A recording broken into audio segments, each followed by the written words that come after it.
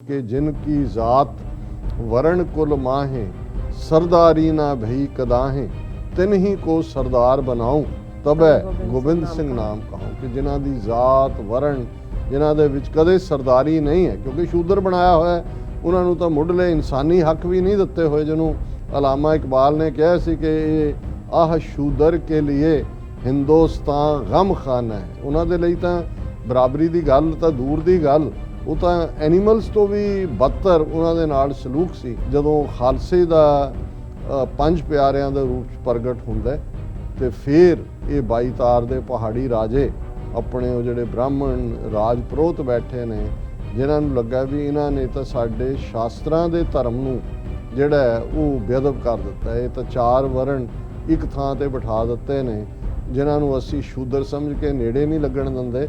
ਉਹਨਾਂ ਨੂੰ ਇਹਨਾਂ ਨੇ ਹਥਿਆਰ ਫੜਾ ਦਿੱਤੇ ਨੇ।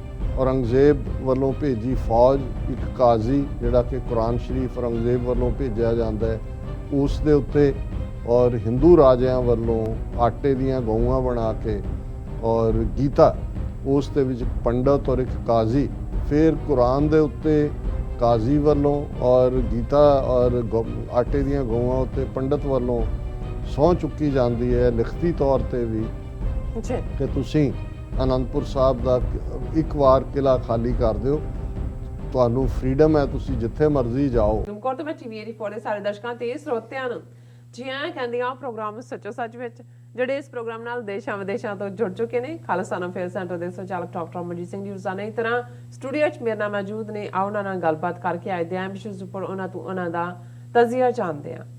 ਜੀ ਡਾਕਟਰ ਸਾਹਿਬ ਵਾਹਿਗੁਰੂ ਜੀ ਕਾ ਖਾਲਸਾ ਵਾਹਿਗੁਰੂ ਜੀ ਕੀ ਫਤਿਹ। हाँ जी नीलम कौर जी तुहानू भी तो दुनिया भर च बैठे साडे बहुत ही प्यारे सोहने सियाणे टीवी 84 दे व्यूअर्स नू भी वाहिगुरू जी का खालसा वाहिगुरू जी की फतेह ते साडे बहुत ही प्यारे मुसलमान भैणां भरावां नू अस्सलाम वालेकुम। जी राज साहब जी आनू प्रोग्राम सच्चो सच विच बहुत मेहरबानी। जी राज साहब आज 15 दिसंबर 2021 2 ਪੋ ਨਾਨਕਸ਼ਾਹੀ ਸੰਮਤ 553 ਦਾ ਦਿਨ ਹੈ ਤੇ ਰਾਜ ਸਾਹਿਬ ਪ੍ਰੋਗਰਾਮ ਸ਼ੁਰੂ ਕਰਨ ਤੋਂ ਪਹਿਲਾਂ ਅਸੀਂ ਦਰਸ਼ਕਾਂ ਤੇ ਸਰੋਤਿਆਂ ਨੂੰ ਹਮੇਸ਼ਾ ਤਰ੍ਹਾਂ ਦੱਸਿਓ ਵੀਅਰਸ ਜੇ ਤੁਸੀਂ ਹੱਕ ਸੱਚ ਇਨਸਾਫ ਤੇ ਪੈਰਾ ਦਿੰਦਾ ਇੱਕੋ ਇੱਕ ਚੈਨਲ ਟੀਵੀ 84 ਨੂੰ ਦੇਖਣਾ ਚਾਹੁੰਦੇ ਹੋ ਤਾਂ ਤੁਸੀਂ ਦੇਖ ਸਕਦੇ ਹੋ ਸਪੈਕਟਰਮ ਕੇਬਲ ਆਰਸੀਐਨ ਕੇਬਲ ਵੈਲਫਾਈਵ cable Canada roku Jadoo box ਸ਼ਾਵਾ ਫੇਸਬੁੱਕ ਟੀਵੀ 84 ਦੇ ਐਪ ਰਾਹੀਂ online streaming and IP box ਤੇ ਤੁਸੀਂ ਟੀਵੀ 84 ਨੂੰ ਦੇਖ ਸਕਦੇ ਹੋ। ਵਿਊਅਰਸ ਜੇ ਤੁਸੀਂ ਟੀਵੀ 84 ਨਾਲ ਜਾਂ ਪ੍ਰੋਗਰਾਮ ਸੱਚੋ ਸੱਚ ਨਾਲ ਫੇਸਬੁੱਕ ਰਾਹੀਂ ਜੁੜੇ ਤਾਂ ਇਸ ਨੂੰ ਵੱਧ ਤੋਂ ਵੱਧ ਲਾਈਕ ਕਰੋ ਤੇ ਸ਼ੇਅਰ ਕਰੋ ਅਤੇ ਨਾਲ ਹੀ YouTube ਤੇ ਸਬਸਕ੍ਰਾਈਬ ਵੀ ਕਰੋ। ਇਹ ਵੀ ਦੱਸ ਦਿਓ ਕਿ ਤੁਸੀਂ ਟੀਵੀ 84 ਦੀ ਐਪ ਨੂੰ ਐਂਡਰੋਇਡ ਐਂਡ ਐਪ ਸਟੋਰ ਤੇ ਡਾਊਨਲੋਡ ਕਰਕੇ ਜੋ ਟੀਵੀ 84 ਦੀ ਲਾਈਵ ਸਟ੍ਰੀਮ ਹੈ ਇਸ ਨੂੰ ਤੁਸੀਂ 24 ਆਵਰਸ ਦੇਖ ਸਕਦੇ ਹੋ। ਵਿਊਅਰਸ ਹੁਣ ਅਸੀਂ ਆਪਣੇ ਪ੍ਰੋਗਰਾਮ ਦੀ ਸ਼ੁਰੂਆਤ ਕਰਨ ਜਾ ਰਹੇ ਹਾਂ ਔਰ ਪ੍ਰੋਗਰਾਮ ਦੇ ਸ਼ੁਰੂ ਦੇ ਵਿੱਚ ਆਪਾਂ ਤੁਹਾਨੂੰ ਦੱਸ ਦਈਏ ਕਿ ਅੱਜ ਦੀ ਪ੍ਰੋਗਰਾਮ ਸੱਚੋ ਸੱਚ ਨੂੰ ਸਪਾਂਸਰ ਕੀਤਾ ਗਿਆ ਹੈ ਨਿਊਯਾਰਕ ਸਥਿਤ 에ਅਰ ਕੰਡੀਸ਼ਨਿੰਗ ਕੰਪਨੀ ਬਲਾਕਾ ਕੂਲ INC ਸੋ ਇੰਕ ਵੱਲੋਂ ਸੋ ਸਪਾਂਸਰ ਕੀਤਾ ਗਿਆ। ਸੋ ਬਲਾਕਾ ਕੂਲ ਦੇ ਮਾਲਕ ਸਰਦਾਰ ਬਲਾਕਾ ਸਿੰਘ ਨੇ ਡਾਕਟਰ ਅਮਰਜੀਤ ਸਿੰਘ ਜੀ ਦਾ ਧੰਨਵਾਦ ਕੀਤਾ ਹੈ ਅਤੇ ਟੀਵੀ 84 ਦੀ ਸ਼ਲਾਘਾ ਕੀਤੀ ਹੈ। ਸਰਦਾਰ ਬਲਾਕਾ ਸਿੰਘ ਜਿਹੜੇ ਪੰਥਕ ਸਫਾ ਵਿੱਚ ਪਿਛਲੇ ਲੰਬੇ ਸਮੇਂ ਤੋਂ ਵਿਚਰੇ ਹਨ ਔਰ ਆਪ ਸਿੱਖ ਯੂਥ ਆਫ ਅਮਰੀਕਾ ਦੇ ਸਰਗਰਮ ਕਾਰਕੁਨ ਹਨ ਅਤੇ ਨਿਊਯਾਰਕ ਪੰਥਕ ਸਰਗਰਮੀਆਂ ਵਿੱਚ ਜਿਹੜਾ ਅਹਿਮ ਭੂਮਿਕਾ ਜਿਹੜੇ ਨਿਭਾਉਂਦੇ ਹਨ। ਸੋ ਇਸ ਮੌਕੇ ਆਪ Gurdwara Sikh culture society Richmond Hill New York ਦੇ ਜਨਰਲ ਸਕੱਤਰ ਵਜੋਂ ਸੇਵਾ ਨਿਭਾ ਰਹੇ ਹਨ।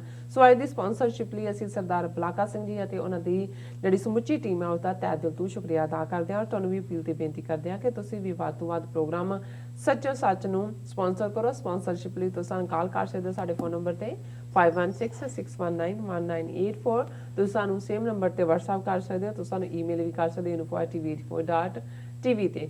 ਸੋ ਵਿਊਅਰਸ ਪਹਿਲੇ ਸੈਗਮੈਂਟ ਦੇ ਵਿੱਚ ਆਪਾਂ ਗੱਲਬਾਤ ਕਰਨ ਜਾ ਰਹੇ ਹਾਂ ਵਿਊਅਰਸ ਜਿਸ ਤਰ੍ਹਾਂ ਕਿ ਸਿੱਖ ਇਤਿਹਾਸ ਦਾ ਜਿਹੜਾ ਸ਼ਹਾਦਤਾਂ ਤੇ ਕੁਰਬਾਨੀਆਂ ਨਾਲ ਭਰਿਆ ਅਹਿਮ ਪੰਦਰਵਾੜਾ ਜਿਹੜਾ ਉਹ ਸ਼ੁਰੂ ਹੋ ਚੁੱਕਾ ਹੈ। ਸੋ ਠੀਕ 317 ਵਰੇ ਪਹਿਲਾਂ ਦੇ ਇਸ ਸਫਰੇ ਸ਼ਹਾਦਤ ਨੂੰ ਯਾਦ ਕਰਦਿਆਂ ਅਸੀਂ तमाम ਸ਼ਹੀਦ ਸਿੰਘ ਸਿੰਘਣੀਆਂ ਦਾ ਜਿਹੜਾ ਯਾਦ ਨੂੰ ਆਪਣਾ ਸਿਜਦਾ ਕਰਦੇ ਹਾਂ। ਸੋ ਜਿਹੜੀ ਅਕਾਲ ਪੁਰਖ ਅੱਗੇ ਅਰਦਾਸ ਅਤੇ ਬੇਨਤੀ ਕਰਦੇ ਹਾਂ ਕਿ ਵਾਹਿਗੁਰੂ ਸਿੱਖ ਕੌਮ ਨੂੰ ਇਸ ਪਿਆਰ ਦੀ ਗਲੀ ਵਿੱਚ ਤੁਰਦਿਆਂ ਅਤੇ ਸੱਚ ਹੱਕ ਇਨਸਾਫ ਤੇ ਪੈਰਾ ਦੇਣ ਦੀ ਤੌਫੀਕ ਬਖਸ਼ਣ। ਇਸ ਬਾਰੇ ਆਪਾਂ ਗੱਲਬਾਤ ਕਰਨ ਜਾ ਰਹੇ ਹਾਂ। ਸੋ ਅਸੀਂ ਚਾਹਾਂਗੇ ਕਿ ਤੁਸੀਂ ਨਾਲ ਸਟਾਰਟਿੰਗ ਤੋਂ ਲੈ ਕੇ ਐਂਡ ਤੱਕ ਇਸੇ ਤਰ੍ਹਾਂ ਬਣੇ ਰਹਿਣਾ। ਦੇਖਣ ਸੁਣਨ ਲਿਖਣ ਲਈ ਤੁਹਾਡਾ ਸਭ ਦਾ ਬਹੁਤ ਬਹੁਤ ਧੰਨਵਾਦ। ਜੀ ਡਾਕਟਰ ਸਾਹਿਬ ਕੀ ਵਿਚਾਰਾਂ ਨੇ ਇਸ ਪੰਦਰਵਾੜਾ ਬਾਰੇ? ਦੇਖੋ ਸਭ ਤੋਂ ਪਹਿਲਾਂ ਤਾਂ ਅੱਜ ਦੇ ਪ੍ਰੋਗਰਾਮ ਨੂੰ ਸਪਾਂਸਰ ਕਰਨ ਲਈ ਅਸੀਂ ਭਾਈ ਬਲਾਕਾ ਸਿੰਘ ਜੀ ਜਿਹੜੇ ਇਸ ਵੇਲੇ ਗੁਰਦੁਆਰਾ ਰਿਚਮੰਡ ਹਿੱਲ ਕਲਚਰਲ ਸੁਸਾਇਟੀ ਦੇ ਸੈਕਟਰੀ ਨੇ।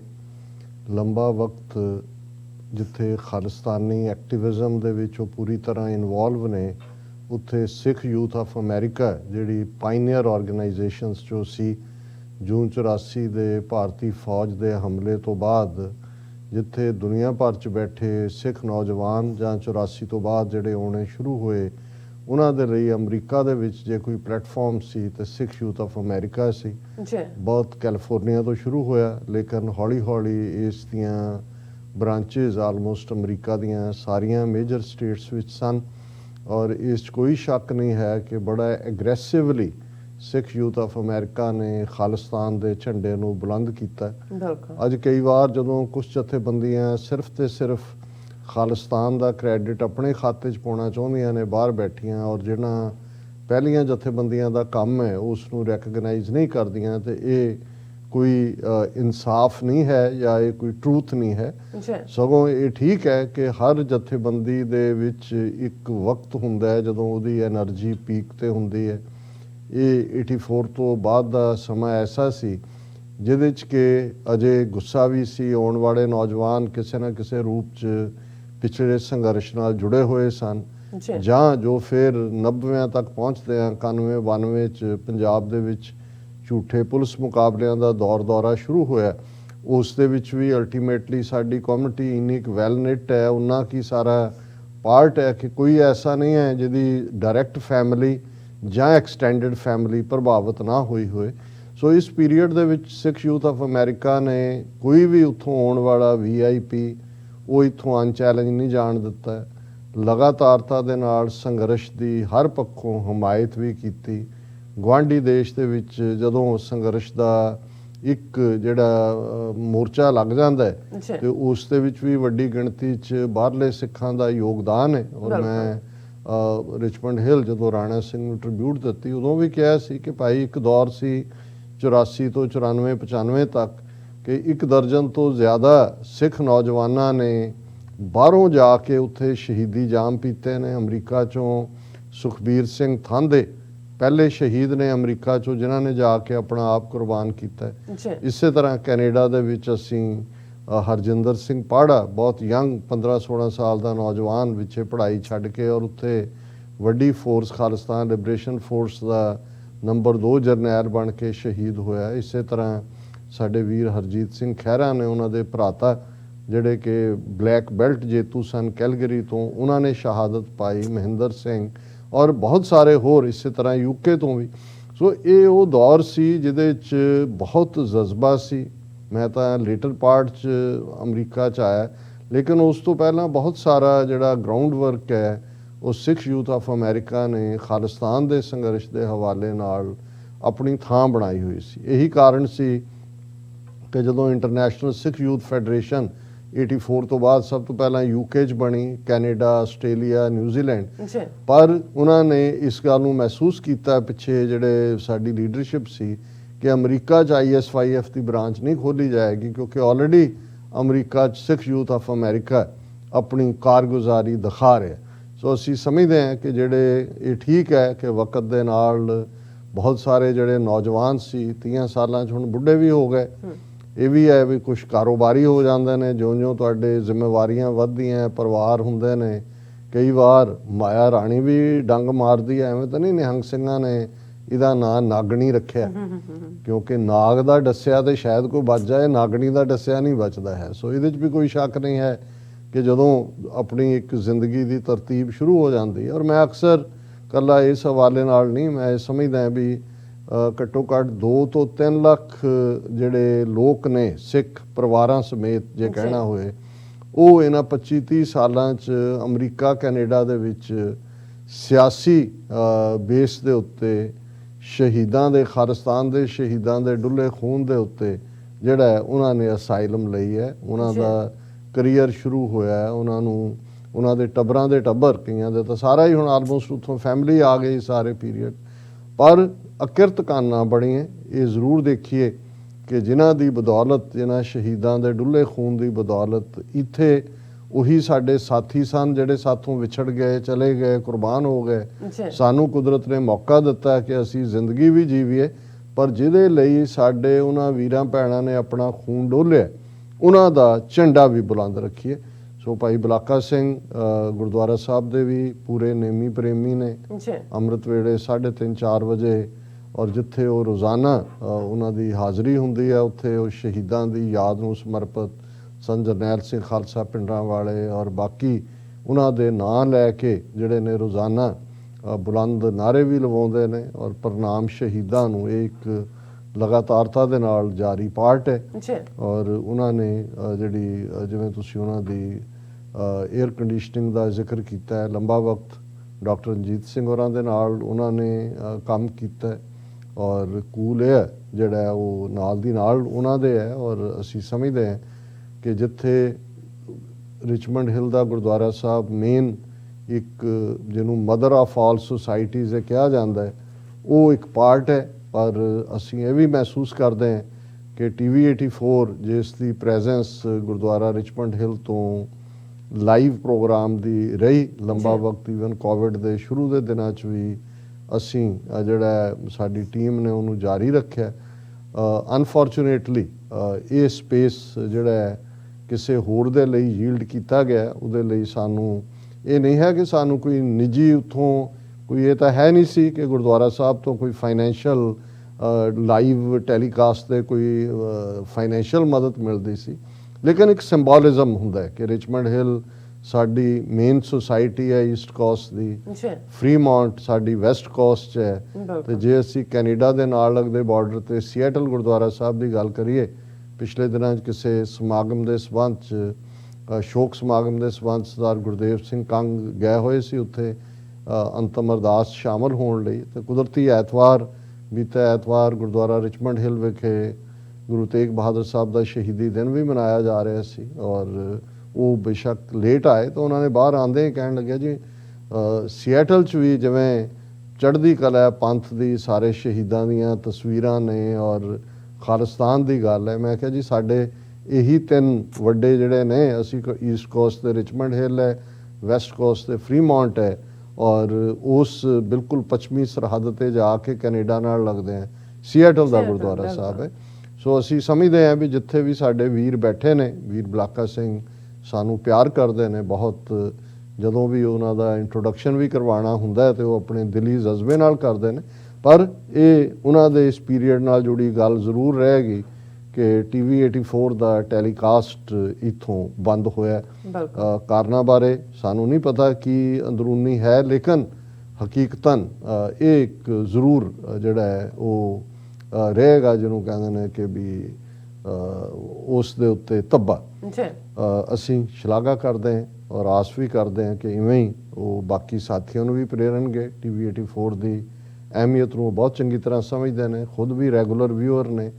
ਔਰ ਮੁੱਢਲੇ ਦਿਨਾਂ 'ਚ ਜਦੋਂ ਅਜੇ ਅਸੀਂ ਸ਼ੁਰੂ ਹੀ ਕੀਤਾ ਸੀ 2012 'ਚ ਔਰ ਸਾਡਾ ਸੰਤ ਜਰਨੈਲ ਸਿੰਘ ਪਿੰਡਾਂ ਵਾਲਿਆਂ ਨੂੰ ਸਮਰਪਿਤ ਪਾਠ ਸੀ, ਉਦੋਂ ਡਾਕਟਰ ਰਣਜੀਤ ਸਿੰਘ ਹੋਰਾਂ ਨੂੰ ਉਹਨਾਂ ਨੇ ਇਹ ਕਿਹਾ ਔਰ ਮੈਨੂੰ ਵੀ ਉਹਨਾਂ ਨੇ ਕਿਹਾ ਜੀ ਇੱਥੇ ਹੋਰ ਕੋਈ ਨਹੀਂ ਹੈ ਜਿਹੜਾ ਸੰਤਾਂ ਦੀ ਗੱਲ ਕਰੇ, ਆਵਾਜ਼ ਚੁੱਕੇ, ਇਹ ਚੈਨਲ ਅੱਗੇ ਹੀ ਜਾਏਗਾ। ਸੰਤ ਪਿੰਡਾਂ ਵਾਲਿਆਂ ਦੀ ਵੀ ਬਲੈਸਿੰਗ ਹੈ। ਸੋ ਅਸੀਂ ਸਮਝਦੇ ਹਾਂ ਕਿ ਇਹ ਸਾਡੇ ਵੀਰ ਪੰਥ ਨੂੰ ਪਿਆਰ ਕਰਦੇ ਨੇ, ਪਰ ਥੋੜਾ ਹੋਰ ਧੱਕਾ ਲਾਉਣ ਤਾਂ ਕਿ TV 84 ਦੀ ਆਵਾਜ਼ ਜਿਹੜੀ ਹੈ ਉਹ ਬੁਲੰਦੀਆਂ ਤੱਕ ਪਹੁੰਚੇ।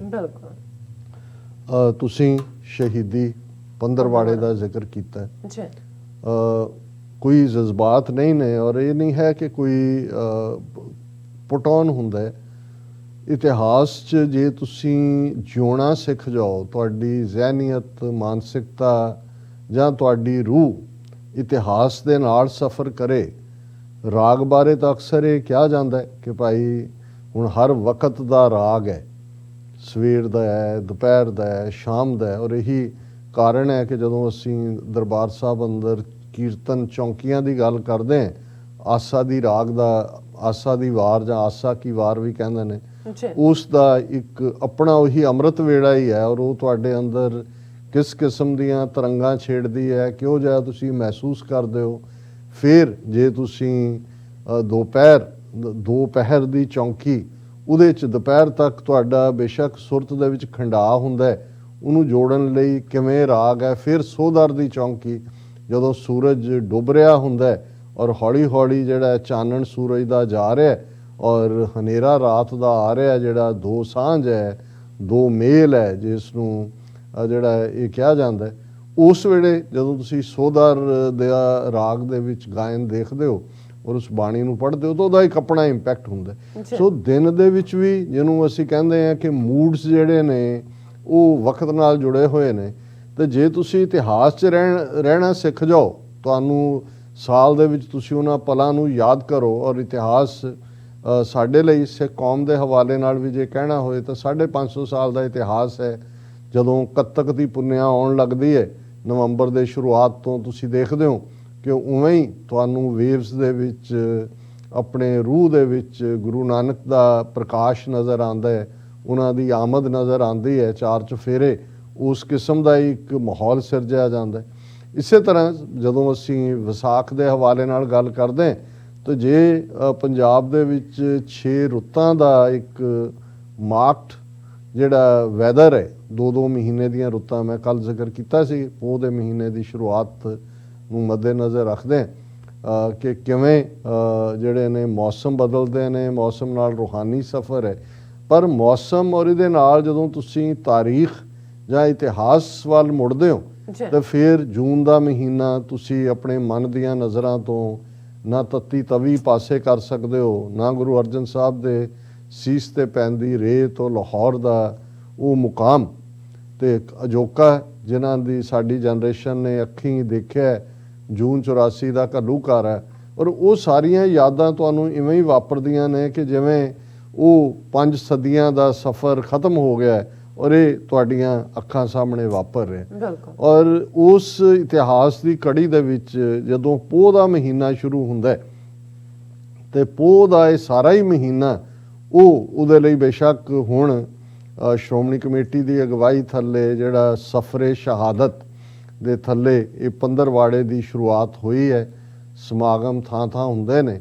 ਔਰ ਉਹ ਸਫ਼ਰ ਜਿਹੜਾ ਜਦੋਂ ਅਸੀਂ ਅਨੰਦਪੁਰ ਸਾਹਿਬ ਦੇ ਕਿਲ੍ਹੇ ਦਾ ਜ਼ਿਕਰ ਕਰਦੇ ਹਾਂ, ਲਗਭਗ ਮਈ ਦੇ ਮਹੀਨੇ 'ਚ, ਮਈ 1704 ਦੇ ਵਿੱਚ, ਔਰ ਅਸੀਂ ਜਦੋਂ 1704 ਦੀ ਗੱਲ ਕਰ ਰਹੇ ਹਾਂ ਤੇ ਫਿਰ ਇਹ ਜਿਹੜਾ ਹੈ ਆਲਮੋਸਟ 317 ਸਾਲ ਬਣਦੇ ਨੇ, 317 ਸਾਲ ਪਹਿਲਾਂ 9 ਮਹੀਨੇ ਦਾ ਘੇਰਾ ਅਨੰਦਪੁਰ ਸਾਹਿਬ, ਜਿਸ ਦੇ ਵਿੱਚ 22 ਧਾਰ ਦੀਆਂ ਪਹਾੜੀ ਰਾਜਿਆਂ ਦੀਆਂ ਫੌਜਾਂ ਨੇ ਜੁਆਇੰਟਲੀ, ਜਿਸ ਦੇ ਵਿੱਚ ਸੂਬਾ ਸਰਹੰਦ, ਕਿਉਂਕਿ ਅਨੰਦਪੁਰ ਸਾਹਿਬ ਅੱਜ ਜ਼ਿਲ੍ਹਾ ਰੋਪੜ ਜਿਹਦਾ ਨਵਾਂ ਨਾਂ ਰੂਪਨਗਰ ਹੈ ਉਸ ਦਾ ਹਿੱਸਾ ਹੈ, ਉਸ ਪੀਰੀਅਡ ਦੇ ਵਿੱਚ ਇਹ ਸੂਬਾ ਸਰਹੰਦ ਦੀ ਟੈਰੀਟੋਰੀ ਸੀ। ਔਰ ਜ਼ਾਹਰ ਹੈ ਕਿ 2 ਪੰਜਾਬ ਦੇ ਵੱਡੇ ਸੂਬੇ ਜਿਹੜੇ ਦਿੱਲੀ ਰਾਹੀਂ ਗਵਰਨ ਹੁੰਦੇ ਸੀ, ਉਹਨਾਂ 'ਚ ਇੱਕ ਸੂਬਾ ਸਰਹੰਦ ਸੀ, ਇੱਕ ਸੂਬਾ ਲਾਹੌਰ ਸੀ।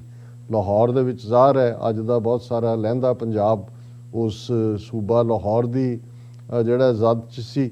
ਔਰ ਇੱਧਰ ਸੂਬਾ ਸਰਹੰਦ ਦੇ ਥੱਲੇ ਅੱਜ ਦਾ ਬਹੁਤ ਸਾਰਾ ਚੜ੍ਹਦਾ ਪੰਜਾਬ ਔਰ ਅੱਜ ਦਾ ਹਿਮਾਚਲ, ਕਿਉਂਕਿ 22 ਧਾਰ ਦੇ ਪਹਾੜੀ ਰਾਜੇ ਵੀ ਜਿਹੜੇ ਨੇ ਉਹ ਅਲਟੀਮੇਟਲੀ ਉਸ ਜ਼ਦ ਦੇ ਵਿੱਚ ਹੀ ਸੀ, ਭਾਵੇਂ ਉਹਨਾਂ ਦੀਆਂ ਆਟੋਨੋਮਸ ਯੂਨਿਟਸ ਸਨ। ਔਰ ਉਸ ਦੇ ਨਾਲ ਫਿਰ ਰਲੀ ਹੋਈ ਜਦੋਂ ਕੋਈ ਵੱਡੀ ਮੁਹਿੰਮ ਹੁੰਦੀ ਸੀ, ਜਾਂ ਜਿਵੇਂ ਮੈਂਜਰਨਾਮਾ ਕਹਿੰਦੇ ਸੀ, ਸ਼ਿਕਾਇਤਨਾਮਾ, 22 ਧਾਰ ਦੇ ਪਹਾੜੀ ਹਿੰਦੂ ਰਾਜੇ ਜਿਨ੍ਹਾਂ ਨੇ ਗੁਰੂ ਗੋਬਿੰਦ ਸਿੰਘ ਸਾਹਿਬ ਦੇ ਖਿਲਾਫ ਲਗਾਤਾਰਤਾ ਦੇ ਨਾਲ ਜਿਹੜੀ ਆ ਉਹ ਦੁਸ਼ਮਣੀ ਪਾਲੀ। ਪਹਿਲੀ ਜੰਗ ਜਿਹੜੀ ਗੁਰੂ ਕਲਗੀਧਰ ਪਾਤਸ਼ਾਹ ਨੇ ਆਪਣੀ ਜ਼ਿੰਦਗੀ ਦੀ ਲੜੀ ਜਦੋਂ ਕਿ ਉਹਨਾਂ ਦੀ ਉਮਰ ਲਗਭਗ 19 ਸਾਲ ਸੀ, ਉਹ ਭੰਗਾਣੀ ਦੀ ਜੰਗ ਹੈ। ਭੰਗਾਣੀ ਪੌਂਟਾ ਸਾਹਿਬ ਜਿਸ ਥਾਂ ਦੇ ਉੱਤੇ ਹੈ ਅੱਜ ਹਿਮਾਚਲ ਪ੍ਰਦੇਸ਼ ਦੇ ਵਿੱਚ ਹੈ, ਸਿਰਮੌਰ ਜ਼ਿਲ੍ਹਾ ਸ਼ਾਇਦ ਨਾਨ ਦੇ ਨੇੜੇ ਪੈਂਦਾ। ਔਰ ਉਹਦੇ 'ਚ ਧਾਰ ਉਸ ਪਾਣੀ ਦੇ ਨਾਲੇ ਨੂੰ ਕਹਿੰਦੇ ਨੇ ਸਟਰੀਮ ਆਫ ਵਾਟਰ। 22 ਦੇ ਕਰੀਬ ਪਹਾੜੀ ਰਾਜੇ ਜਿਹੜੀਆਂ ਰਿਆਸਤਾਂ ਨਿੱਕੀਆਂ ਸਨ, ਭਾਵੇਂ ਕੋਈ ਕਾਂਗੜ ਹੈ, ਕੋਈ ਗੁਲੇਰ ਹੈ, ਕੋਈ ਮੰਡੀ ਹੈ, ਕੋਈ ਜਿਹਨੂੰ ਅੱਜ ਬਿਲਾਸਪੁਰ ਕਹਿੰਦੇ ਨੇ, ਕਹਿਲੂਰ ਦੀ ਰਿਆਸਤ ਸੀ, ਸਿਰਮੌਰ ਹੈ, ਨਾਨ ਹੈ, ਚੰਬਾ ਹੈ, ਮੰਡੀ ਹੈ, ਇਹ ਸਾਰੇ ਇਸ ਤਰ੍ਹਾਂ ਦੇ। ਪਰ ਇਹ ਸਾਰੇ ਹੀ ਰਾਜਪੂਤੀ ਪਿਛੋਕੜ ਦੇ ਲੋਕ, 22 ਧਾਰ ਦੇ ਪਹਾੜੀ ਰਾਜੇ, ਜਿਨ੍ਹਾਂ ਦੇ ਵਡੇਰਿਆਂ 'ਚੋਂ ਕੁਛ ਨੂੰ, ਜਿਵੇਂ ਕਹਿਲੂਰ ਰਿਆਸਤ ਦੇ ਵਡੇਰੇ ਨੂੰ ਜਦੋਂ 6ਵੇਂ ਪਾਤਸ਼ਾਹ ਨੇ 52 ਜਿਹੜੇ ਪੋਲੀਟੀਕਲ ਡਿਸੀਡੈਂਟ ਰਾਜੇ ਸੀ ਜਾਂ ਜਿਨ੍ਹਾਂ ਨੇ ਜਿਹੜਾ ਟੈਕਸ ਪ੍ਰੋਪਰਲੀ ਨਹੀਂ ਸੀ ਪੇ ਕਰ ਸਕੇ ਔਰ ਉਹਨਾਂ ਨੂੰ ਗਵਾਲੀਅਰ ਦੇ ਕਿਲ੍ਹੇ 'ਚ ਕੈਦ ਕੀਤਾ ਹੋਇਆ ਸੀ, 6ਵੇਂ ਪਾਤਸ਼ਾਹ ਯਾਨੀ ਕਿ ਗੁਰੂ ਗੋਬਿੰਦ ਸਿੰਘ ਸਾਹਿਬ ਦੇ ਦਾਦਾ ਜੀ 6ਵੇਂ ਪਾਤਸ਼ਾਹ ਨੇ ਉੱਥੋਂ ਉਹਨਾਂ ਦੀ ਬੰਦ ਖਲਾਸੀ ਕਰਾਈ ਸੀ, ਜਿਸ ਤੋਂ ਅਸੀਂ 6ਵੇਂ ਪਾਤਸ਼ਾਹ ਨੂੰ ਬੰਦੀ ਛੋੜ ਦੇ ਨਾਂ ਨਾਲ ਯਾਦ ਕਰਦੇ ਹਾਂ। ਬਿਲਕੁਲ ਪਰ ਅਕਿਰਤ ਘਣਤਾ ਜਾਂ ਨਾ ਸ਼ੁਕਰਾਪਨ ਇਹ ਤਾਂ ਅੱਜ ਦੀ ਨਵਾਂ ਨਹੀਂ ਹੈ। ਜੇ ਅੱਜ ਅਸੀਂ ਇਹਨਾਂ 75 ਸਾਲਾਂ ਤੋਂ ਦਿੱਲੀ ਦੇ ਹਾਕਮਾਂ ਦਾ ਨਾ ਸ਼ੁਕਰਾਪਨ ਦੇਖਦੇ ਹਾਂ, ਉਸ ਦੇ ਵਿੱਚੋਂ ਨਹਿਰੂ ਹੋਏ, ਇੰਦਰਾ ਗਾਂਧੀ ਹੋਏ ਜਾਂ ਅੱਜ ਮੋਦੀ ਹੋਏ, ਤੇ ਇਹ ਕੋਈ ਕਹਾਣੀ ਨਵੀਂ ਨਹੀਂ ਹੈ। ਇਹ ਹਮੇਸ਼ਾ ਹੀ, ਜਿਵੇਂ ਮੈਂ ਅਕਸਰ ਅਮਰੀਕਨ ਇਸ ਐਕਸਪ੍ਰੈਸ਼ਨ ਦਾ ਜ਼ਿਕਰ ਕਰਦਾ ਕਿ ਬੈਨੀਫੈਕਟਰ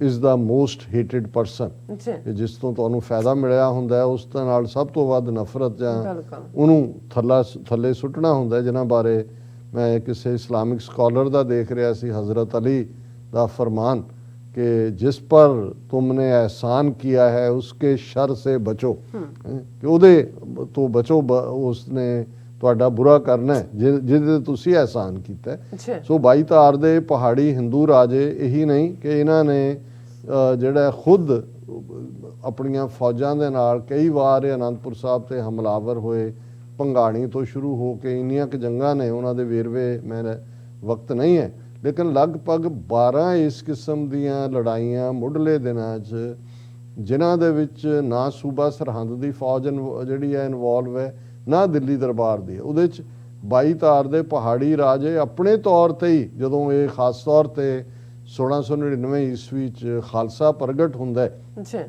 ਔਰ ਕਿਉਂਕਿ ਇੱਕ ਗੱਲ ਦਾ ਧਿਆਨ ਰਹੇ ਕਿ ਜਿੰਨੇ ਇਹ ਹਿੰਦੂ ਰਾਜੇ ਸੀ, ਇਹਨਾਂ ਦੇ ਦਰਬਾਰ 'ਚ ਜਿਹੜਾ ਉਹ ਰਾਜਗੁਰੂ ਬੈਠਾ, ਜਿਹੜਾ ਬ੍ਰਾਹਮਣ ਹੈ, ਔਰ ਬ੍ਰਾਹਮਣ ਇਸ ਗੱਲ ਨੂੰ ਚੰਗੀ ਤਰ੍ਹਾਂ ਸਮਝਦਾ ਸੀ ਕਿ ਵੀ ਇਹ ਜਿਹੜਾ ਖਾਲਸਾ, ਜਿਹਦੇ ਕਿਉਂਕਿ ਬ੍ਰਾਹਮਣਵਾਦ ਦੀ ਰੀੜ ਦੀ ਹੱਡੀ ਹੈ ਜ਼ਾਤ ਪਾਤੀ ਸਿਸਟਮ, ਵਰਣ ਆਸ਼ਰਮ, ਜਿਹਦੇ 'ਚ ਜੇ ਸ਼ੂਦਰ ਦਾ ਪਰਛਾਵਾਂ ਪੈ ਜਾਏ ਤੇ ਉਹ ਪਿੱਟ ਜਾਂਦਾ ਹੈ, ਹਾਈ ਕਾਸਟ ਉਹ ਤਾਂ ਜਾ ਕੇ ਨਹਾਉਂਦਾ ਹੈ ਉਸ ਤੋਂ ਬਚਣ ਦੇ ਲਈ, ਜਿਹੜਾ ਕਿ ਉਹ ਪਿੱਟਿਆ ਹੋਇਆ। ਤੇ ਇੱਥੇ ਜਿੱਥੇ ਗੁਰੂ ਨਾਨਕ ਸਾਹਿਬ ਦੇ ਘਰ 'ਚ ਸੰਗਤ ਔਰ ਪੰਗਤ ਦਾ ਕਾਨਸੈਪਟ ਗੁਰੂ ਨਾਨਕ ਸਾਹਿਬ ਨੇ ਦਿੱਤਾ, ਨਾਲ ਬਰਾਬਰ ਬਿਠਾਣਾ, ਨਾਲ ਬਰਾਬਰ ਖਾਣਾ, ਸਰੋਵਰ ਦਾ ਕਾਨਸੈਪਟ ਦਿੱਤਾ ਕਿ ਨਾਲ ਬਰਾਬਰ ਜਿਹੜਾ ਇਸ਼ਨਾਨ ਕਰਨਾ, ਨਹਾਉਣਾ, ਔਰ ਫਿਰ ਮੀਰੀ ਪੀਰੀ। ਔਰ 10ਵੇਂ ਪਾਤਸ਼ਾਹ ਨੇ ਜਦੋਂ ਖਾਲਸਾ ਪੰਥ ਦੀ ਸਾਜਨਾ ਕੀਤੀ, 5 ਪਿਆਰੇ 80,000 ਦੇ ਇਕੱਠ ਚੋਂ ਤਲਵਾਰ ਦੀ ਧਾਰ ਤੇ ਚੁਣੇ, ਤੇ ਉਹਨਾਂ ਨੂੰ ਜਿਹੜੇ ਪਹਿਲੇ ਹੁਕਮ ਨੇ ਕਿ ਅੱਜ ਤੋਂ ਤੁਹਾਡੀ ਕੁਲ ਨਾਸ, ਕਰਮ ਨਾਸ, ਕਿਰਤ ਨਾਸ, ਵਰਣ ਨਾਸ, ਭਰਮ ਨਾਸ, ਤੁਸੀਂ ਖਾਲਸਾ ਹੋ, ਕਿ ਵੀ ਹੁਣ ਤੋਂ ਤੁਹਾਡਾ ਔਰ ਇੱਕੋ ਬਾਟੇ ਦੇ ਵਿੱਚ ਅੰਮ੍ਰਿਤ ਛਕਾਣਾ। ਔਰ ਫਿਰ ਇਹ ਫਰਮਾਨ ਕਿ ਜਿਨ ਕੀ ਜ਼ਾਤ ਵਰਣ ਕੁਲ ਮਾਹੇ, ਸਰਦਾਰੀ ਨਾ ਭਈ ਕਦਾਹੇ, ਤਿਨ ਹੀ ਕੋ ਸਰਦਾਰ ਬਣਾਉ ਤਬੈ ਗੋਬਿੰਦ ਸਿੰਘ ਨਾਮ ਕਹਾਉ, ਕਿ ਜਿਨ੍ਹਾਂ ਦੀ ਜ਼ਾਤ ਵਰਣ, ਜਿਨ੍ਹਾਂ ਦੇ ਵਿੱਚ ਕਦੇ ਸਰਦਾਰੀ ਨਹੀਂ ਹੈ, ਕਿਉਂਕਿ ਸ਼ੂਦਰ ਬਣਾਇਆ ਹੋਇਆ, ਉਹਨਾਂ ਨੂੰ ਤਾਂ ਮੁੱਢਲੇ ਇਨਸਾਨੀ ਹੱਕ ਵੀ ਨਹੀਂ ਦਿੱਤੇ ਹੋਏ, ਜਿਹਨੂੰ ਅਲਾਮਾ ਇਕਬਾਲ ਨੇ ਕਿਹਾ ਸੀ ਕਿ ਇਹ ਆਹ ਸ਼ੂਦਰ ਕੇ ਲਈ ਹਿੰਦੁਸਤਾਨ ਗਮ ਖਾਨਾ ਹੈ। ਉਹਨਾਂ ਦੇ ਲਈ ਤਾਂ ਬਰਾਬਰੀ ਦੀ ਗੱਲ ਤਾਂ ਦੂਰ ਦੀ ਗੱਲ, ਉਹ ਤਾਂ ਐਨੀਮਲਸ ਤੋਂ ਵੀ ਬਦਤਰ ਉਹਨਾਂ ਦੇ ਨਾਲ ਸਲੂਕ ਸੀ। ਫਿਰ ਇਹ ਜਦੋਂ ਖਾਲਸੇ ਦਾ 5 ਪਿਆਰਿਆਂ ਦੇ ਰੂਪ 'ਚ ਪ੍ਰਗਟ ਹੁੰਦਾ ਤੇ ਫਿਰ ਇਹ 22 ਧਾਰ ਦੇ ਪਹਾੜੀ ਰਾਜੇ ਆਪਣੇ ਉਹ ਜਿਹੜੇ ਬ੍ਰਾਹਮਣ ਰਾਜਪੁਰੋਤ ਬੈਠੇ ਨੇ, ਜਿਨ੍ਹਾਂ ਨੂੰ ਲੱਗਾ ਵੀ ਇਹਨਾਂ ਨੇ ਤਾਂ ਸਾਡੇ ਸ਼ਾਸਤਰਾਂ ਦੇ ਧਰਮ ਨੂੰ ਜਿਹੜਾ ਉਹ ਬੇਅਦਬ ਕਰ ਦਿੱਤਾ, ਇਹ ਤਾਂ 4 ਵਰਣ ਇੱਕ ਥਾਂ ਤੇ ਬਿਠਾ ਦਿੱਤੇ ਨੇ, ਜਿਨ੍ਹਾਂ ਨੂੰ ਅਸੀਂ ਸ਼ੂਦਰ ਸਮਝ ਕੇ ਨੇੜੇ ਨਹੀਂ ਲੱਗਣ ਦਿੰਦੇ, ਉਹਨਾਂ ਨੂੰ ਇਹਨਾਂ ਨੇ ਹਥਿਆਰ ਫੜਾ ਦਿੱਤੇ ਨੇ। ਔਰ ਉਹਨਾਂ ਨੇ 12 ਜੰਗਾਂ ਨਿੱਕੀਆਂ ਮੋਟੀਆਂ ਲੜ ਕੇ ਦੇਖ ਲਿਆ, ਔਰ ਫਿਰ ਉਹਨਾਂ ਨੇ ਜਿਹਨੂੰ ਸ਼ਿਕਾਇਤਨਾਮਾ ਕਿਹਾ ਜਾਂਦਾ ਸੀ, ਉਹਦੇ ਲਈ ਮੈਂਜਰਨਾਮਾ ਲਫ਼ਜ਼ ਵੀ ਇਸਤੇਮਾਲ ਕੀਤਾ ਜਾਂਦਾ, ਸ਼ਾਇਦ ਪਰਸ਼ੀਅਨ 'ਚ ਹੋਏਗਾ, ਕਿਉਂਕਿ ਗੁਰੂ ਅਰਜਨ ਸਾਹਿਬ ਨੇ ਵੀ ਜਦੋਂ ਇੱਕ ਉਹਨਾਂ ਦੀ ਬਾਣੀ ਦਾ ਇੱਕ ਸ਼ਬਦ ਹੈ ਕਿ ਜਦੋਂ ਕਿਵੇਂ ਇੱਕ ਮੈਂਜਰਨਾਮਾ, ਸ਼ਿਕਾਇਤਨਾਮਾ ਲਿਖਿਆ ਗਿਆ ਸੀ ਬ੍ਰਾਹਮਣਵਾਦੀਆਂ ਵੱਲੋਂ। ਹੁਣ ਉਸ ਤੋਂ ਬਾਅਦ ਫਿਰ ਡਾਇਰੈਕਟਲੀ ਇਨਵੋਲਵ ਹੋ ਜਾਂਦੀ ਹੈ ਸੂਬਾ ਸਰਹੰਦ ਦੀ ਫੌਜ ਵੀ ਔਰ ਦਿੱਲੀ ਦਰਬਾਰ ਦੀ ਫੌਜ ਵੀ। ਔਰ ਇਸ ਦੇ ਜਦੋਂ 10ਵੇਂ ਪਾਤਸ਼ਾਹ ਫਾਈਨਲੀ ਦੀਨੇ ਕਾਂਗੜ ਤੋਂ ਜ਼ਫਰਨਾਮਾ ਲਿਖਦੇ ਨੇ ਔਰੰਗਜ਼ੇਬ ਨੂੰ, ਤੇ ਉਹਦੇ 'ਚ ਇੱਕ ਸ਼ੇਅਰ ਹੈ, ਔਰ ਮੇਰੀ ਕੋਸ਼ਿਸ਼ ਹੋਏਗੀ ਆਉਣ ਵਾਲੇ ਪੀਰੀਅਡ 'ਚ ਅਸੀਂ, ਹਾਲਾਂ ਮੁੱਢਲੇ ਸਾਲਾਂ 'ਚ 2013-14 'ਚ ਅਸੀਂ ਜ਼ਫਰਨਾਮਾ ਪਾਤਸ਼ਾਹੀ 10ਵੀਂ ਦੇ 130 ਤੋਂ ਜ਼ਿਆਦਾ ਸ਼ੇਅਰ ਉਹਨਾਂ ਦੀ ਅਸੀਂ ਫਾਰਸੀ 'ਚ ਹੈ, ਪਰਸ਼ੀਅਨ 'ਚ, ਪਰ ਅਸੀਂ ਆਉਣ ਵਾਲੇ ਪੀਰੀਅਡ 'ਚ ਦੇਖਾਂਗੇ ਕਿ ਜਾਂ ਜ਼ਫਰਨਾਮੇ ਦੇ ਉਹਨਾਂ ਸ਼ੇਅਰਸ ਨੂੰ ਡਿਸਕਸ ਕਰਾਂਗੇ, ਜਾਂ ਭਾਈ ਨੰਦ ਲਾਲ ਜਿਨ੍ਹਾਂ ਨੇ ਪਰਸ਼ੀਅਨ ਦੇ ਵਿੱਚ, ਫਾਰਸੀ ਦੇ ਵਿੱਚ ਖੂਬਸੂਰਤ ਬੰਦਗੀਨਾਮਾ ਲਿਖਿਆ ਉਸ ਦੇ ਉੱਤੇ ਚਰਚਾ ਕਰੀਏ। ਪਰ ਇੱਕ ਸ਼ੇਰ ਜ਼ਫਰਨਾਮੇ ਦਾ 10ਵੇਂ ਪਾਤਸ਼ਾਹ ਦਾ, ਜਿਹਦੇ 'ਚ ਉਹਨਾਂ ਨੇ ਔਰੰਗਜ਼ੇਬ ਨੂੰ ਕਿਹਾ ਕਿ ਤੂੰ ਵੀ ਬੁੱਤੋ ਸ਼ਿਕਨ ਹੈ, ਮੈਂ ਵੀ ਬੁੱਤੋ ਸ਼ਿਕਨ ਹੈ। ਬੁੱਤ ਸ਼ਿਕਨ ਹੁੰਦਾ ਤੋੜਨ ਵਾਲਾ, ਪਰ ਤੂੰ ਇਹਨਾਂ ਬੁੱਤ ਪ੍ਰਸਤ ਹਿੰਦੂ ਰਾਜਿਆਂ ਦੇ ਕਹਿਣ ਤੇ ਉੱਥੇ ਅਨੰਦਪੁਰ ਸਾਹਿਬ ਤੇ ਫੌਜ ਚੜਾਈ। ਫਿਰ ਔਰੰਗਜ਼ੇਬ ਨੂੰ ਵੀ ਲਾਹਨਤਾਂ ਪਾਈਆਂ ਨੇ ਕਿ ਤੂੰ ਕਿਵੇਂ ਕੁਰਾਨ ਸ਼ਰੀਫ ਦੇ ਉੱਤੇ ਸਹੁੰ ਖਾ ਕੇ ਮੁੱਕਰਿਆ।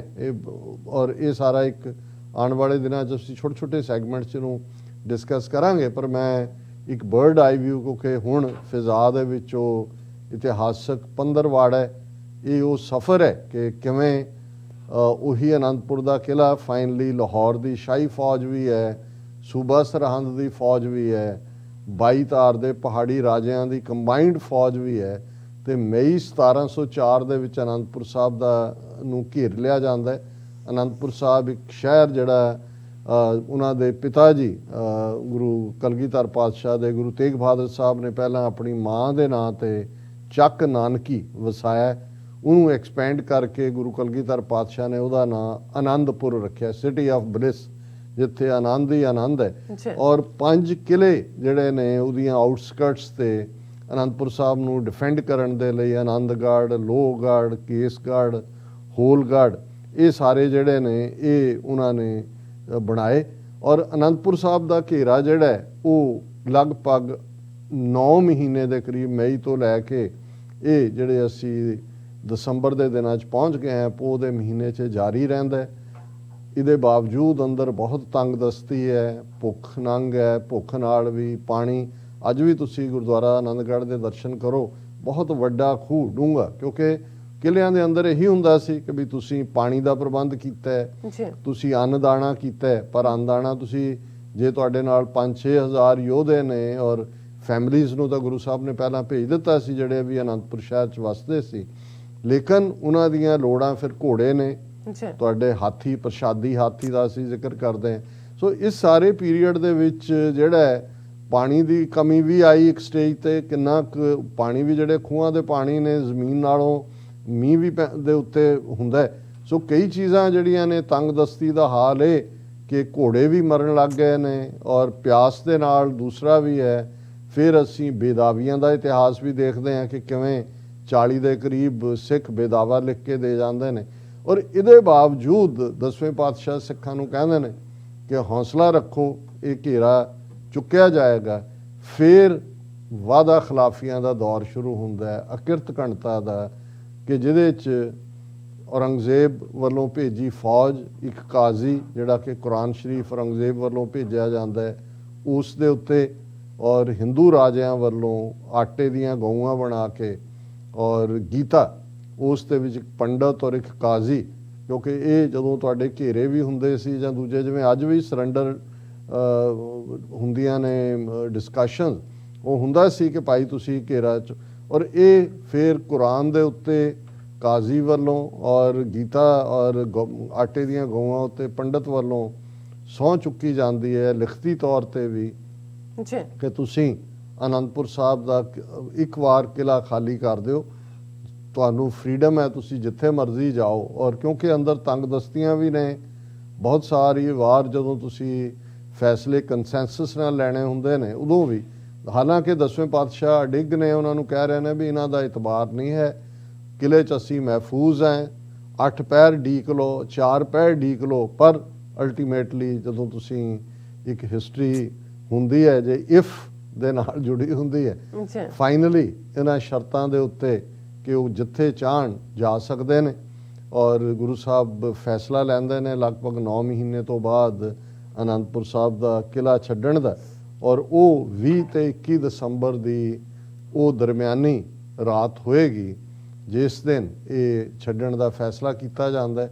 ਔਰ ਇਹ ਜਦੋਂ ਅਸੀਂ ਕਹਿੰਦੇ ਹਾਂ ਕਿ ਵਾਅਦਾ ਖਿਲਾਫੀ, ਔਰ ਉਸ ਜ਼ਫਰਨਾਮੇ 'ਚ ਔਰੰਗਜ਼ੇਬ ਨੂੰ ਜਦੋਂ ਲਾਹਨਤ ਪਾਈ ਹੈ, ਤੇ ਇਹ ਕਿ ਤੂੰ ਇੱਕ ਮੁਸਲਮਾਨ ਹੈ, ਮੈਂ ਤਾਂ ਤੇਰੇ ਕਾਜ਼ੀ ਦੇ ਔਰ ਇਸ ਕੁਰਾਨ ਸ਼ਰੀਫ ਤੇ ਖਾਧੀ ਸਹੁੰ ਤੇ ਭਰੋਸਾ ਕੀਤਾ ਹੈ, ਲੇਕਿਨ ਤੂੰ ਇਸ ਤੋਂ ਮੁੱਕਰਿਆ। ਔਰ ਜਿਉਂ ਹੀ ਅੱਧੀ ਰਾਤ ਨੂੰ ਜਦੋਂ ਅਸੀਂ ਦੇਖਦੇ ਹਾਂ 20 ਤੇ 21 ਦਸੰਬਰ ਦੀ ਦਰਮਿਆਨੀ ਰਾਤ ਕਿਲੇ 'ਚੋਂ ਨਿਕਲਦੇ ਨੇ, ਪਹਿਲਾਂ ਜਿਹੜਾ ਉਹ ਜਿਉਂ ਹੀ ਮਾਰਚ ਕਰਕੇ ਆਲਮੋਸਟ ਉੱਥੋਂ ਸਰਸਾ ਨਾਂ ਦਾ ਇੱਕ ਸਟਰੀਮ ਦਰਿਆ ਜਿਹੜਾ ਉਸ ਰਾਤ ਮੀਂਹ ਪੈ ਰਿਹਾ, ਹੜ੍ਹ ਆਇਆ ਹੋਇਆ, ਬਹੁਤ ਚੜ੍ਹਿਆ ਦਰਿਆ, ਉਹ ਉੱਥੋਂ ਅਨੰਦਪੁਰ ਸਾਹਿਬ ਦੇ ਉਸ ਕਿਲੇ ਤੋਂ ਲਗਭਗ 22 ਕਿਲੋਮੀਟਰ ਹੈ। ਸੋ ਉੱਥੋਂ ਤੱਕ ਆ ਕੇ, ਕਿਉਂਕਿ ਗੁਰੂ ਸਾਹਿਬ ਨੇ ਡੈਸਟੀਨੇਸ਼ਨ ਨਿਰਧਾਰਿਤ ਕੀਤੀ ਹੋਏਗੀ ਕਿੱਧਰ ਨੂੰ ਜਾਣਾ ਹੈ, ਲੇਕਿਨ ਜਿਉਂ ਹੀ ਉਹ ਸਰਸਾ ਦੇ ਕੰਢੇ ਪਹੁੰਚਦੇ ਨੇ, ਆਪਣੀਆਂ ਸਾਰੀਆਂ ਸੋਹਾਂ ਤੋੜ ਕੇ ਦਿੱਲੀ ਦਰਬਾਰ ਦੀ ਫੌਜ, ਸਰਹੰਦ ਦੀ ਔਰ ਪਹਾੜੀ ਰਾਜਿਆਂ ਦੀ ਉਹ ਹਮਲਾਵਰ ਹੁੰਦੀ ਹੈ। ਔਰ ਉਸ ਥਾਂ ਦੇ ਉੱਤੇ ਅੱਜ ਗੁਰਦੁਆਰਾ ਪਰਿਵਾਰ ਵਿਛੋੜਾ ਬਣਿਆ ਹੋਇਆ ਹੈ ਕਿ ਕਿਵੇਂ ਉੱਥੇ ਸ਼ਹਾਦਤਾਂ ਵੀ ਹੁੰਦੀਆਂ ਨੇ। ਪਰਿਵਾਰਾਂ ਨੂੰ ਜਿਹੜਾ ਖਾਸ ਤੌਰ 'ਤੇ ਸਾਹਿਬਜ਼ਾਦੇ ਨੇ, ਮਾਤਾ ਗੁਜਰੀ ਹੈ, ਗੁਰੂ ਸਾਹਿਬ ਦੇ ਮਹਿਲ ਨੇ, ਉਹਨਾਂ ਨੂੰ ਘੇਰੇ 'ਚ ਲੈ ਕੇ ਸਿੱਖ ਲੜਦੇ ਲੜਦੇ ਸਰਸੇ ਵੱਲ ਵੱਧਦੇ ਨੇ। ਅੱਗੇ ਦਰਿਆ 'ਚ ਹੜ੍ਹ ਆਇਆ ਹੋਇਆ ਹੈ ਔਰ ਬਹੁਤ ਸਾਰਾ ਲਿਟਰੇਚਰ ਔਰ ਦੂਸਰਾ ਵੀ ਜਿਹੜਾ ਨਾਲ ਹੈ ਉਹ ਸਾਰਾ ਦਰਿਆ ਦੀ ਭੇਟਾ ਚੜ੍ਹ ਜਾਂਦਾ ਹੈ। ਇਸ ਲਈ ਅੱਜ ਵੀ ਜਦੋਂ ਸਰਸੇ ਨੂੰ ਸਿੱਖ ਸੰਬੋਧਨ ਕਰਦੇ ਨੇ ਤਾਂ ਖੂਨੀ ਸਰਸਾ ਕਹਿੰਦੇ ਨੇ। ਔਰ ਉਸ ਸਾਰੇ 'ਚੋਂ ਫਿਰ ਦੋ ਸਾਹਿਬਜ਼ਾਦੇ ਜਿਹੜੇ ਛੋਟੇ ਨੇ, ਸਾਹਿਬਜ਼ਾਦਾ ਜ਼ੋਰਾਵਰ ਸਿੰਘ, ਸਾਹਿਬਜ਼ਾਦਾ ਫਤਿਹ ਸਿੰਘ, ਉਹ ਜਿਹੜਾ ਉਹਨਾਂ ਦਾ ਘਰੇਲੂ ਮਦਦਗਾਰ ਕਿਚਨ 'ਚ ਹੈ, ਜਿਹਨੂੰ ਰਸੋਈਆ ਕਿਹਾ ਜਾਂਦਾ ਹੈ ਲਫ਼ਜ਼, ਗੰਗੂ ਕਸ਼ਮੀਰੀ ਬ੍ਰਾਹਮਣ, ਗੰਗਾਧਰ ਕੌਲ, ਨਹਿਰੂ ਦਾ ਵਡੇਰਾ, ਉਹ ਕਿਵੇਂ ਜਿਹੜਾ ਸਾਹਿਬਜ਼ਾਦਿਆਂ ਔਰ ਮਾਤਾ ਗੁਜਰੀ ਜੀ 10ਵੇਂ ਪਾਤਸ਼ਾਹ ਦੀ ਉਹਨਾਂ ਨੂੰ ਲੈ ਕੇ ਆਪਣੇ ਪਿੰਡ ਵੱਲ ਜਾਂਦਾ ਹੈ। ਲੇਕਿਨ ਗੁਰੂ ਸਾਹਿਬ 10ਵੇਂ ਪਾਤਸ਼ਾਹ ਆਪਣੇ ਵੱਡੇ ਦੋ ਸਾਹਿਬਜ਼ਾਦੇ ਔਰ ਉਹਨਾਂ ਦੇ ਨਾਲ ਜਿਹੜੇ 5 ਪਿਆਰੇ ਨੇ, ਉਹਨਾਂ ਦੇ ਨਾਲ ਉਹ ਚਮਕੌਰ ਦੀ ਗੜੀ ਵੱਲ ਵੱਧਦੇ ਨੇ। ਔਰ ਉਹ ਅਸੀਂ ਜਿਉਂ-ਜਿਉਂ ਦਿਨ ਆਉਣਗੇ ਉਹ ਵਾਕਿਆ ਕਰਾਂਗੇ। ਔਰ ਇਸ ਸਾਰੇ ਨੂੰ, ਕਿਉਂਕਿ ਇਹ ਸਾਰਾ ਹੀ ਜਿਹੜਾ ਇਸ ਦੇ ਵਿੱਚ ਇੱਕ ਅੰਤਾਂ ਦਾ ਵੈਰਾਗ ਹੈ, ਪੀੜ ਹੈ, ਪਰ ਪ੍ਰਾਈਡ ਵੀ ਹੈ। ਔਰ ਜਦੋਂ ਤੁਸੀਂ ਇਹ ਕਿਹਾ ਕਿ ਵੀ ਇਹ ਪਿਆਰ ਦਾ ਸਫ਼ਰ ਹੈ, ਸੱਚ ਦਾ ਸਫ਼ਰ ਹੈ, ਲਿਬਰਟੀ ਦਾ ਸਫ਼ਰ ਹੈ, ਜਸਟਿਸ ਦਾ ਸਫ਼ਰ ਹੈ, ਪਰ ਇਹ ਹੈ ਸਾਰੀ ਪਿਆਰ ਖੇਡ ਦਾ ਹਿੱਸਾ ਹੈ। ਲਿਬਰਟੀ, ਟਰੂਥ, ਜਸਟਿਸ ਉਸ ਪਿਆਰ ਨਾਲ ਜੁੜੇ ਹੋਏ ਨੇ ਕਿ ਜਿਸ ਪਿਆਰੇ ਸਿਓ ਨੇਹੋ ਤਿਸ ਆਗੈ ਮਰ ਚੱਲੀਐ, ਤਿਗ ਜੀਵਨ ਸੰਸਾਰ ਤਾਂ ਕਿ ਪਾਛੇ ਜੀਵਨ। ਇਹ ਗੁਰੂ ਅੰਗਦ ਸਾਹਿਬ ਦਾ ਫਰਮਾਨ ਹੈ ਕਿ ਵੀ ਜਿਸ ਪਿਆਰੇ ਦੇ ਨਾਲ ਤੁਹਾਡਾ ਨੇਹ ਹੈ ਉਸ ਤੋਂ ਪਹਿਲਾਂ ਮਰਨ ਦੇ ਲਈ ਤਿਆਰ ਹੋਣਾ। ਸੋ ਇਸ ਇਤਿਹਾਸ ਨੇ ਜੇ ਅੱਜ ਅਸੀਂ ਫਖਰ ਦੇ ਨਾਲ, ਪ੍ਰਾਈਡ ਦੇ ਨਾਲ ਦੇਖਦੇ ਹਾਂ ਉਸ ਪਾਸੇ ਵੱਲ, ਤੇ ਫਿਰ ਇਹਨਾਂ ਲਗਭਗ 3 ਸਦੀਆਂ ਦੇ ਵਿੱਚ ਜਿੰਨੀਆਂ ਰੁਕਾਵਟਾਂ ਆਈਆਂ, ਜਿੰਨੇ ਸਾਮਰਾਜਾਂ ਨਾਲ ਅਸੀਂ ਭਿੜੇ ਟਕਰਾਏ, ਅੱਜ ਵੀ ਕਿਸਾਨ ਅੰਦੋਲਨ ਦੇ ਹਵਾਲੇ ਨਾਲ ਗੱਲ ਹੁੰਦੀ ਹੈ, ਜੇ ਸਿੱਖ ਡੋਲਦਾ ਨਹੀਂ ਹੈ, ਝਕਦਾ ਨਹੀਂ ਹੈ, ਘਬਰਾਉਂਦਾ ਨਹੀਂ ਹੈ, ਜਾਂ ਜੇ ਸਿੱਖ ਆ ਕੇ ਬੈਠ ਗਏ ਦਿੱਲੀ ਦੀਆਂ ਬਰੂਹਾਂ ਤੇ, ਪਾਕਿਸਤਾਨ ਦੇ ਬੜੇ ਅੱਛੇ ਜਿਹੜੇ ਤਜਰਬਾਕਾਰ ਹਾरून ਰशीद ਨੇ, ਤੇ ਉਹਨਾਂ ਨੇ ਕਿਹਾ ਵੀ ਇਹ ਸਿੱਖ ਜਾਣੇ ਵਾਲੇ ਨਹੀਂ ਹੈ, ਸਿੱਖੋं में ये बात है, जहाँ अड़ गए। और ਜਦੋਂ मोर्चे वो कानून वापस लाने वो कहते मैंने कहा था कि सिखों के आगे अब कुछ नहीं, इसको मानना पड़ेगा, ये मनवा के जाएंगे, मर जाएंगे, इससे यहाँ से पीछे नहीं हटेंगे। ਹੁਣ ਇਹ ਜਿਹੜਾ ਪਾਰਟ ਹੈ ਇੱਕ ਰਾਤ 'ਚ ਨਹੀਂ ਕ੍ਰੀਏਟ ਹੁੰਦਾ। ਜਦੋਂ ਤੁਸੀਂ ਹਿਸਟਰੀ ਦੀ ਗੱਲ ਕਰਦੇ ਹੋ, ਔਰ ਹਰ ਹਿਸਟਰੀ ਦੀ ਮੋਟੀਵੇਸ਼ਨ ਹੈ, ਜੇ ਉਸ ਦੀ ਕਰਬਲਾ ਦੀ ਗੱਲ ਹੁੰਦੀ ਹੈ ਤੇ ਇੱਕ ਸ਼ਾਇਰ ਜਦੋਂ ਸਪਿਰਿਟ ਨੂੰ, ਜਿੱਥੇ ਜਿਹੜੇ ਨੇ ਛੋਟੇ ਬੱਚੇ ਹਜ਼ਰਤ ਇਮਾਮ ਹੁਸੈਨ ਜਿਹੜੇ ਨੇ ਔਰ ਉਸ ਤੋਂ ਪਹਿਲਾਂ ਹਸਨ ਸ਼ਹੀਦ ਹੁੰਦੇ ਨੇ, ਤੇ ਜਦੋਂ ਇਹ ਕਿਹਾ ਜਾਂਦਾ ਹੈ, ਇੱਕ ਉਸ ਸਬ ਕੰਟੀਨੈਂਟ ਦਾ ਸ਼ਾਇਰ ਕਹਿੰਦਾ ਹੈ ਕਿ ਇਸਲਾਮ ਜ਼ਿੰਦਾ ਹੋਤਾ ਹੈ ਹਰ ਕਰਬਲਾ ਕੇ ਬਾਅਦ। ਹੁਣ ਕਰਬਲਾ ਹੀ ਹੈ, ਉਹ ਪੇਨ ਹੈ, ਦਰਦ ਹੈ, ਦੁੱਖ ਹੈ। ਅੱਜ ਵੀ ਜਦੋਂ ਖਾਸ ਤੌਰ 'ਤੇ ਸ਼ੀਆ ਭਾਈਚਾਰਾ ਤਾਜ਼ੀਆ ਕੱਢਦਾ ਹੈ, ਉਹ ਕਿਵੇਂ ਉਸ ਪੀੜ ਨੂੰ ਹੰਡਾਉਣਾ ਚਾਹੁੰਦੇ ਨੇ ਜਿਹੜੀ 1400 ਸਾਲ ਪਹਿਲਾਂ ਜੋ ਕੁਛ ਕਰਬਲਾ ਦੇ ਮੈਦਾਨ 'ਚ ਹੋਇਆ, ਉਵੇਂ ਹੀ ਜ਼ਖਮ ਕਰਦੇ ਨੇ, ਉਵੇਂ ਹੀ ਉਹ ਵਿਰਾਗ ਕਰਦੇ ਨੇ। ਇਹ ਠੀਕ ਹੈ ਕਿ ਕਿਹਨੂੰ ਕਿੰਨਾ ਠੀਕ ਹੈ ਜਾਂ ਨਹੀਂ ਲੱਗਦਾ, ਲੇਕਿਨ ਇਹਦੇ 'ਚ ਕੋਈ ਸ਼ੱਕ ਨਹੀਂ ਹੈ ਕਿ ਤੁਸੀਂ ਉਹਨਾਂ ਮੂਮੈਂਟਸ ਨੂੰ ਲਿਵ ਕਰਨਾ ਚਾਹੁੰਦੇ ਹੋ, ਤੁਸੀਂ ਉਹ ਯਾਦ ਦਹਾਨੀ ਹੁੰਦੇ ਹੋ। ਔਰ ਜੇ ਕਰਬਲਾ ਨਾ ਹੁੰਦਾ ਤੇ ਫਿਰ ਜਿਹੜਾ ਇਸਲਾਮ ਦਾ ਸਫ਼ਰ, ਜਿਹੜਾ ਮਾਰਚ ਸੀ ਐਡਵਾਂਸਮੈਂਟਸ ਦਾ, ਜਿੱਤਾਂ ਦਾ, ਉਹ ਨਾ ਹੁੰਦਾ। ਸੋ ਜਦੋਂ ਇਹਨੂੰ ਅਸੀਂ ਸਫ਼ਰੇ ਸ਼ਹਾਦਤ ਕਹਿੰਦੇ ਹਾਂ, ਕਿਉਂਕਿ ਇਸ ਦੇ ਵਿੱਚ ਗੁਰੂ ਸਾਹਿਬ ਦੇ ਸਾਹਿਬਜ਼ਾਦੇ ਵੀ ਕੁਰਬਾਨ ਹੁੰਦੇ ਨੇ, ਮਾਤਾ ਗੁਜਰੀ ਵੀ ਕੁਰਬਾਨ ਹੁੰਦੇ ਨੇ, ਹਜ਼ਾਰਾਂ ਸਿੰਘ ਸ਼ਹੀਦ ਹੁੰਦੇ ਨੇ, 3 ਪਿਆਰੇ ਭਾਈ ਹਿੰਮਤ ਸਿੰਘ, ਭਾਈ ਮੋਹਕਮ ਸਿੰਘ, ਭਾਈ ਸਾਹਿਬ ਸਿੰਘ ਸ਼ਹੀਦ ਹੁੰਦੇ ਨੇ। ਪਰ ਇਸ ਸਫ਼ਰੇ ਸ਼ਹਾਦਤ 'ਚੋਂ ਸਾਡੀ ਹਿਸਟਰੀ ਨਿਕਲੀ ਹੈ, ਇਸ 'ਚੋਂ ਸਾਡਾ ਉਹ ਪਿਆਰ ਦਾ ਸਫ਼ਰ ਨਿਕਲਿਆ, ਇਸ ਚੋਂ ਸਾਡਾ ਸੱਚ ਦੇ ਰਸਤੇ ਤੇ ਤੁਰਦੇ ਹਾਂ। ਹੁਣ ਜੇ ਇੱਕ ਕਿਸਾਨ ਬੈਠਾ ਹੈ, ਉਸ ਦਾ ਇੱਕ ਪੁੱਤ ਲਦਾਖ ਦੀ ਸਰਹੱਦ ਤੇ ਸ਼ਹੀਦ ਹੋ ਜਾਂਦਾ ਹੈ, ਉਹ ਉਸ ਨੂੰ ਜਿਹੜਾ ਹੈ ਉਸ ਦਾ ਕ੍ਰੀਮੇਟ ਕਰਕੇ ਆ ਕੇ ਫਿਰ ਬੈਠ ਜਾਂਦਾ ਹੈ, ਤੇ ਉਹਨੂੰ ਪੁੱਛਦੇ ਨੇ ਕਿ ਤੁਹਾਡਾ ਪੁੱਤ ਕਹਿੰਦੇ ਸਾਡੇ ਗੁਰੂ ਦੇ ਤਾਂ 4 ਸਾਹਿਬਜ਼ਾਦੇ ਉਹਨਾਂ ਕੁਰਬਾਨ ਕਰਤੇ ਸੀ ਸੱਚ ਹੱਕ ਦੇ ਸਫ਼ਰ ਲਈ, ਅਸੀਂ ਹਟਣਾ ਨਹੀਂ ਹੈ।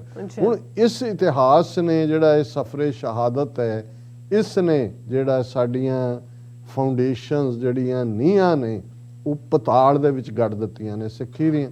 ਔਰ ਸਤਿਗੁਰੂ ਰਹਿਮਤ ਕਰਨ ਕਿ ਅੱਜ ਜਦੋਂ ਅਸੀਂ ਸਾਡਾ ਵਾਹ ਉਸ ਕਿਸਮ ਦੇ ਹੀ ਮਕਾਰ ਦੁਸ਼ਮਣ ਜਿਨ੍ਹਾਂ ਦੇ ਐਨਸੈਸਟਰ 22 ਤਾਰ ਦੇ ਪਹਾੜੀ ਰਾਜੇ ਅੱਜ ਮੁਗਲ ਤਾਂ ਨਹੀਂ ਨੇ, ਉਹਨਾਂ ਦੀ ਸਲਤਨਤ ਤਾਂ ਖਤਮ ਹੋ ਗਈ, ਉਹਨਾਂ ਨੂੰ ਤਾਂ ਉਹਨਾਂ ਦੇ ਕੀਤੇ ਦੀ ਸਜ਼ਾ ਮਿਲੀ, ਲੇਕਿਨ ਇਹ 22 ਤਾਰ ਦੇ ਪਹਾੜੀ ਰਾਜੇ ਇੱਕ ਨਵੇਂ ਅਵਤਾਰ 'ਚ 1947 'ਚ ਬ੍ਰਾਹਮਣਵਾਦ ਦੇ ਥੱਲੇ ਤੇ ਹੁਣ ਹਿੰਦੂਤਵਾ ਦੇ ਥੱਲੇ ਫਿਰ ਉਹੀ ਤੌਰ ਤਰੀਕੇ, ਉਹੀ ਹੱਥਕੰਡੇ, ਉਹੀ ਕਪਟੀ ਜਿਹੜਾ ਮੂੰਹ ਮੇ ਰਾਮ ਰਾਮ ਬਗਲ ਮੇ ਛੁਰੀ।